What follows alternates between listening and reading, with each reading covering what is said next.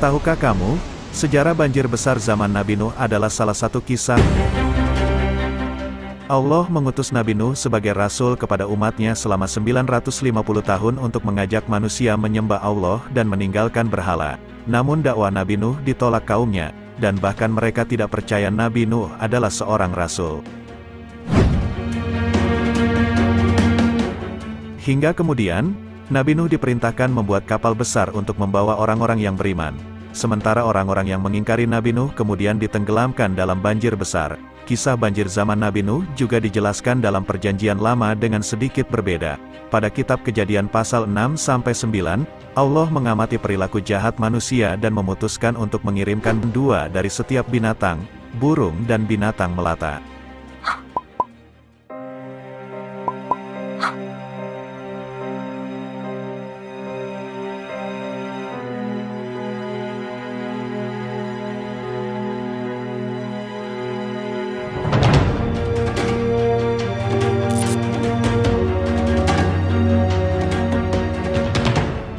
Para ahli mempertanyakan apakah banjir zaman Nabi Nuh itu benar terjadi. Satu hal yang kita tahu pasti dari geologi adalah bahwa banjir global tidak pernah terjadi, kata seorang profesor geomorfologi David Montgomery, di University of Washington di Seattle. Montgomery juga penulis The Rocks Don't Lie, LA Geologist Investigates Noah's Flood.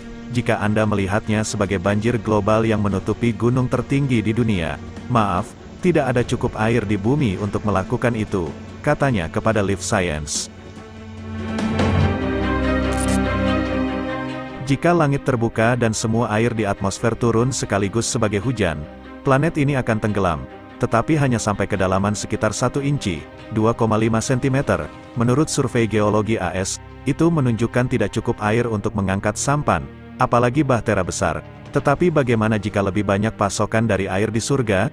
Dipertimbangkan, jika semua gletser dan lapisan es dunia mencair, maka permukaan laut akan naik lebih dari 195 kaki atau sekitar 60 meter, menurut NASA, yang akan menambah sedikit lebih banyak air.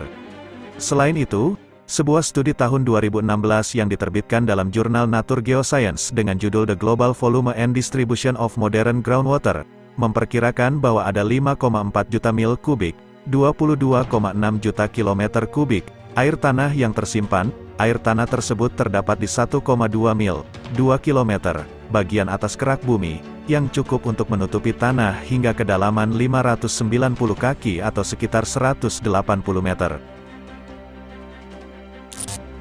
Airnya banyak sekali, tetapi ada kota-kota yang tingginya ribuan kaki di atas permukaan laut, dan Gunung Everest, gunung tertinggi di bumi, tingginya lebih dari 29.000 kaki, 8.849 meter, di atas permukaan laut.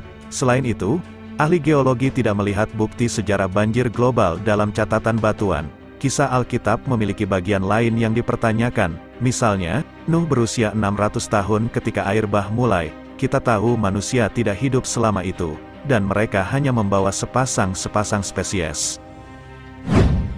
Menurut para ahli, sebagian besar spesies tidak akan bertahan jika direduksi menjadi hanya 2 hewan. Hal itu karena mereka tidak akan memiliki keragaman genetik yang cukup untuk menciptakan populasi yang layak. Terlebih lagi, dalam sejarah banjir itu tidak jelas bagaimana setiap hewan dapat mencapai bahtera. Bayangkan pinguin berjalan terhuyung-huyung dari Antartika ke Timur Tengah. Menurut dokumen sejarah, air bah Nuh menceritakan kembali kisah-kisah yang lebih tua, dan kemungkinan besar merupakan alegoris daripada menceritakan secara harfiah suatu peristiwa. Misalnya, pada akhir 1990-an, ahli kelautan William Ryan dan Walter Pittman berhipotesis pada pertemuan American Geophysical Union bahwa sekitar 7.500 tahun yang lalu, Laut Mediterania mulai mengalir ke Laut Hitam yang saat itu terisolasi. Hal itu menyebabkan sejarah banjir besar di sekitar Laut Hitam, yang dapat menyebabkan banjir besar di sekitar Laut Hitam menjadi asal-muasal banjir Nuh. Jurnal Science melaporkan pada 1998 dengan tajuk, Black Sea Deluge May Have Helped Spread Farming. Hal itu akan menjadi peristiwa yang mengganggu yang membanjiri seluruh dunia yang diketahui oleh orang-orang yang tinggal di sana, dan itu bisa berlanjut menjadi sejarah banjir Nuh dengan beberapa orang yang selamat yang melarikan diri ke Mesopotamia, kata Montgomery. Sebuah studi tahun 2009 yang diterbitkan dalam jurnal Quaternary Science Review berjudul, Was the Black Sea Catastrophically Flooded in the Early Holocene? Meneliti tentang banjir zaman Nabi Nuh. Penelitian itu berpendapat bahwa sejarah banjir akan jauh lebih kecil daripada yang diusulkan Ryan dan Pittman, jika memang terjadi. Namun, meskipun inspirasi sejarah banjir Nuh terbuka untuk diperdebatkan, ada banyak kisah banjir lain dari seluruh dunia yang tampaknya terinspirasi oleh peristiwa regional. Montgomery mengatakan bahwa banyak cerita penduduk asli Amerika di Pasifik Barat Laut, misalnya, melibatkan sejarah banjir yang sangat mirip dengan tsunami, dengan ombak besar menerjang pantai. Hal yang sama berlaku untuk cerita dari pantai aktif seismik Amerika Selatan dan Kepulauan Pasifik Selatan.